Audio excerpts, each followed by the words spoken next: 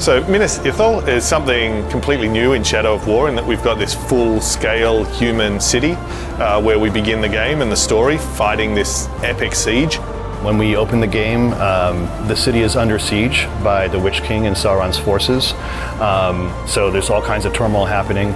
And the reason that we wanted to do that was important to us, is we wanted to reproduce the most epic and iconic sort of battles that we associate with Lord of the Rings. So if we think about Helm's Deep, or if we think about Minas Tirith in Return of the King, we wanted to see that and be able to play that and produce this huge siege.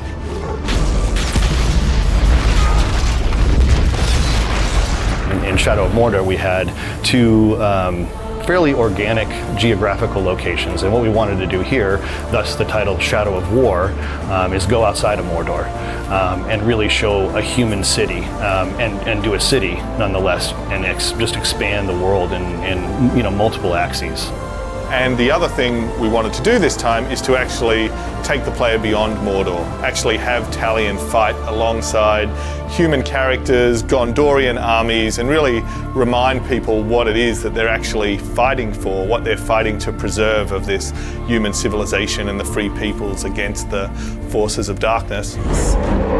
When we developed Minas Ithil, what we tried to do was do a lot of research and sort of understanding how a medieval city is constructed. We looked at all kinds of different references. We looked at Minas Tirith from the films, and that's where we came back to that Romanesque architecture. The team and I spent a lot of time trying to understand, how the spires are built, all the way down to how you would construct a building during that time period, the available materials, whether it be wood, it be stone, and kind of how that stone was manufactured. Like we spent a lot of time trying to make sure everything was authentic.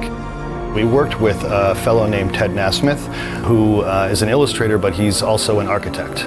And he did all kinds of really cool pencil sketches. We wanted to bring that level of authenticity in terms of how the city was built. And so there's kind of three main levels that are defined in Minas Ithil. Similar to Minas Tirith, where it has 7 layers, Minas Ithil has 3. We've got all of the different buildings through all of the different layers of the city, from the poorer areas down the bottom, weaving up around through the valley up to the Tower of the Moon up at the top, and the ability to actually explore up there and see the final human survivors that are holding out against this siege. We also get to see the transformation of this human city. We see Minas Ithil actually go through this transformation, fall to the Witch King, and become Minas Morgul. So it actually takes something that's really iconic in Lord of the Rings, and we get to see how it became what it is and actually live through that experience and that battle and see that in a new way. I think that one of the funnest parts of building Minas Ithil is we built it as if it was a pristine city, and then the challenge is how do you break that down into something that feels realistic. And in doing that, you have to understand how those structures are built first to imagine if a ballista hit it, how would the bricks break down, how would the pieces fall apart. And so we kind of built each of the assets in a pristine state and also a demolished state or a destroyed state. But then even beyond that, we've got the whole environment in which the city is placed. So there's barrows and tombs that are secret and are buried beneath the city. There's wilderness around the city. Vegetation has expanded enormously. There's the mountains. There's caves leading away from Minas Ithil back into the mountains, which opens up Cirith Ungol that's on the other side. So it's not just the scale of the city, it's the variety that gives us. The really cool thing about Minas Ithil is that, like all of our levels as compared to Shadow of Mordor, they're all bigger.